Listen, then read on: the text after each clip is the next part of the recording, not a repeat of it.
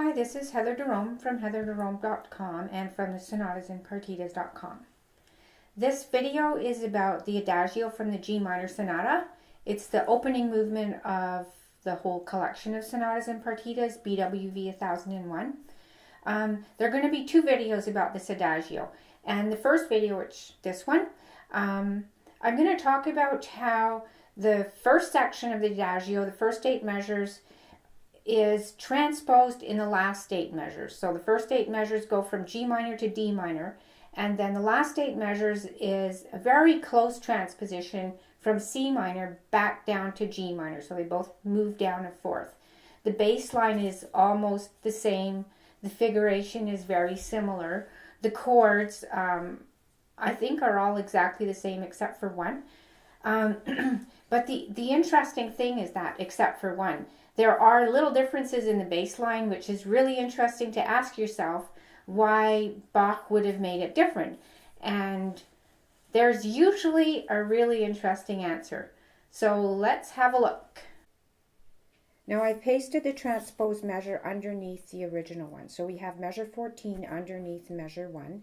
And we can see that on both measures, the bass moves up by step. In measure 14, that C that I've got circled is also an implied bass note. If you were to play a full chord there, you would want a root position C minor chord. Now looking at the chords on beat 3, we can see they both have the same intervallic structure.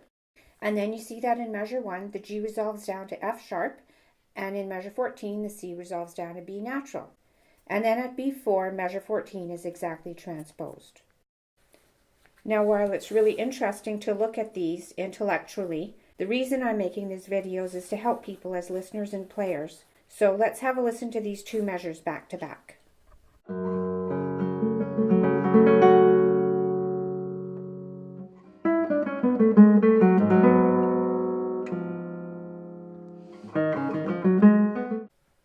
And now.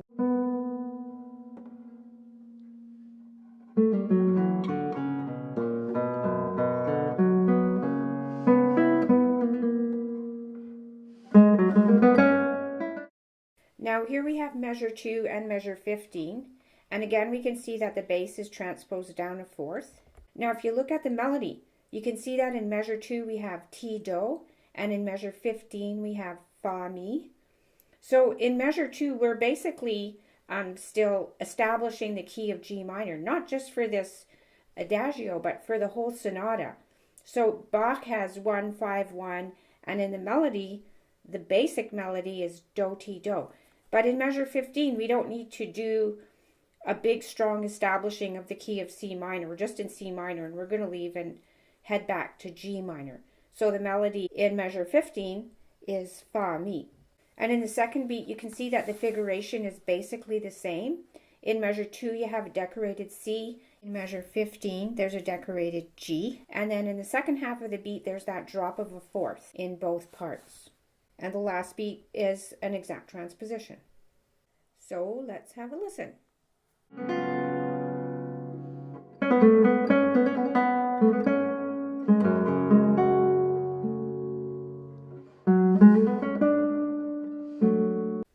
And now measure 15.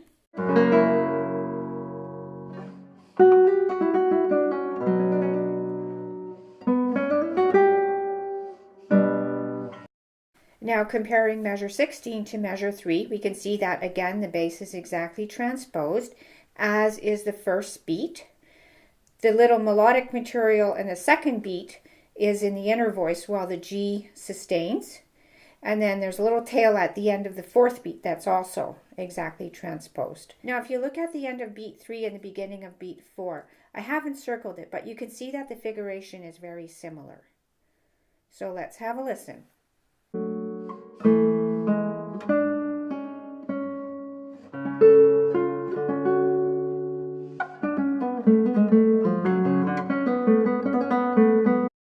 And now.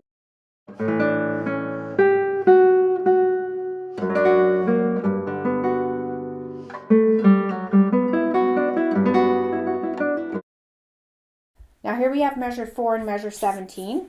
And at the end of beat 2, there are 2 notes that are circled. Now the reason I did that is because the lower one is not actually Bach's note, it's ours, Frank Kuntz and mine, in our arrangements of the sonatas and partitas. So that F sharp in measure 4 actually matches up with the B natural in measure 17. So here's a situation. Why didn't Bach do that? And there's a simple answer here, is that the F sharp is 1/2 step lower than the violin's lowest note. Now looking at the dotted circle at beat 3 and 4, it's just interesting to see that the melodic outline is the same, except that here it's transposed down a third instead of a fourth. So let's have a listen.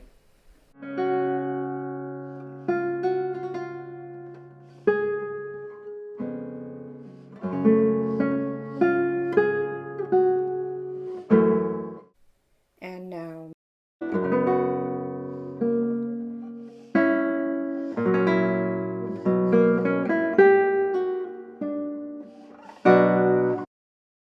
Now comparing measure 18 to measure 5, again the bass line is transposed.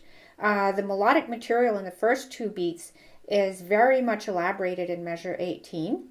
And then the chord at beat 3 has the same intervallic structure as it does at beat 3 in measure 5. It's just arpeggiated instead of played harmonically. And beat 4 is an exact transposition. So let's have a listen to these two measures.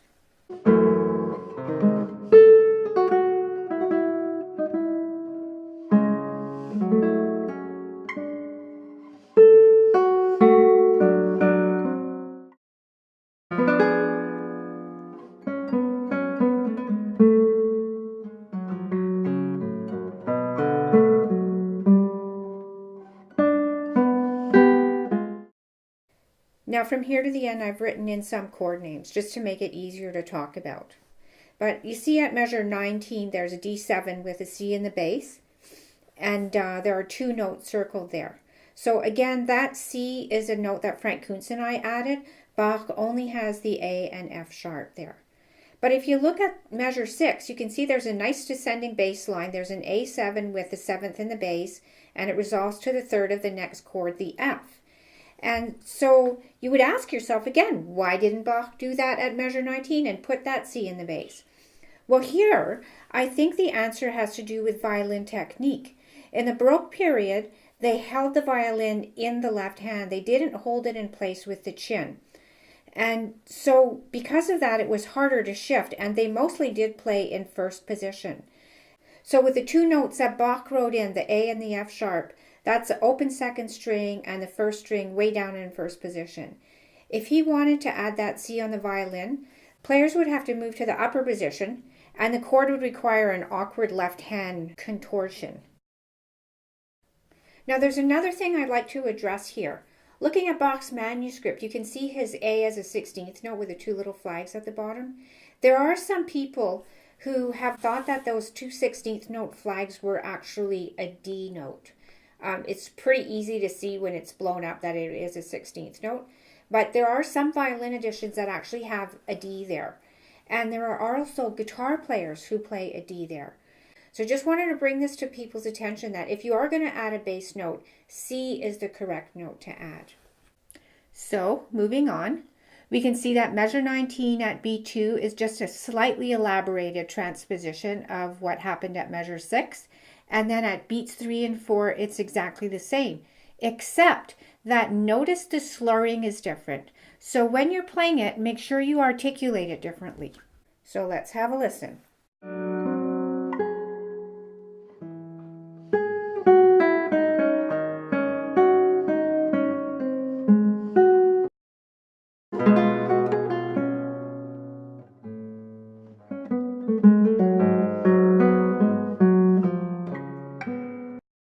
Okay, so now we're nearing to the end, and Bach is going to vary it a little bit. In the same way that at the beginning, when Bach was establishing his key of G minor, he had to make a bigger statement than when he was landing on C and going to head back to G minor. And here at the end, it's the same thing. He's arriving back to his home key, so he's going to make that a bigger gesture than when he arrived at the key of D minor where he needed to modulate. But let's have a look because it is still extremely similar. And looking at the chord names, we can see that it is transposed down a fourth. There's D minor to G minor, and then G minor down to C minor, and E diminished down to not A, but A flat.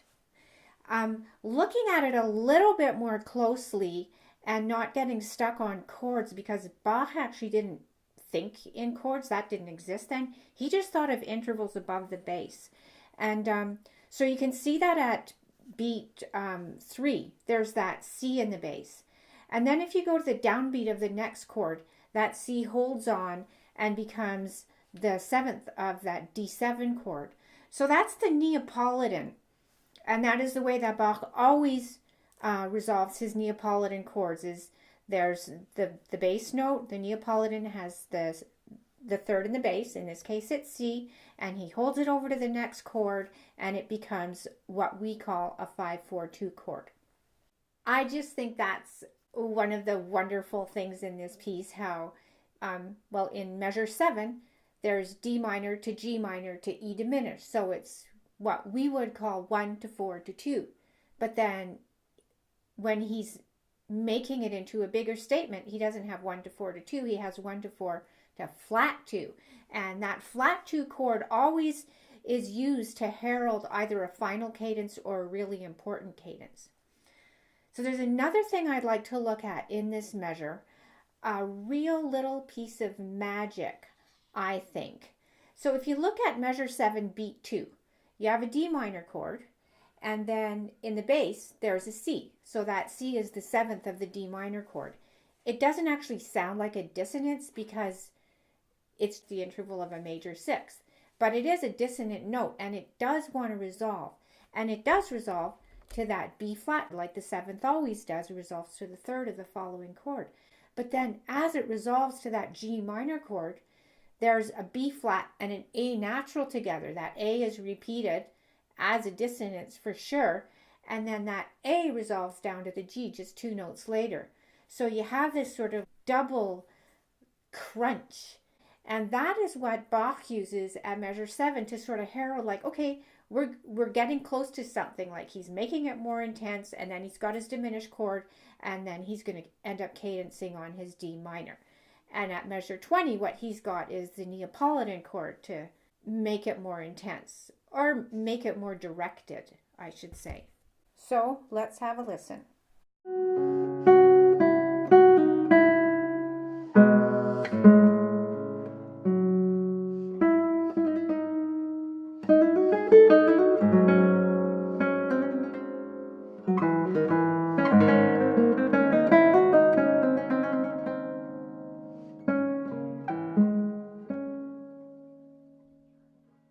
And now the last 3 measures.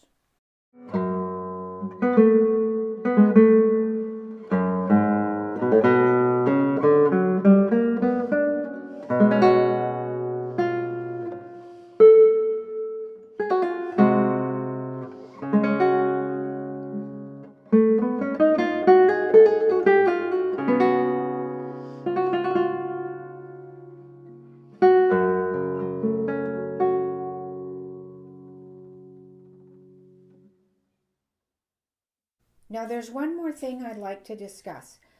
Looking at the manuscript here at measure 3, beat 2, Bach has E natural.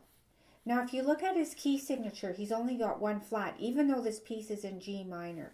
So he has written it using the key signature of G Dorian, and then he put in all the E flats himself.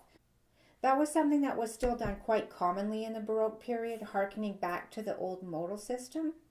But here, if you look at measure 16, which is a transposition of measure 3, you can see that Bach has A flat, not A natural.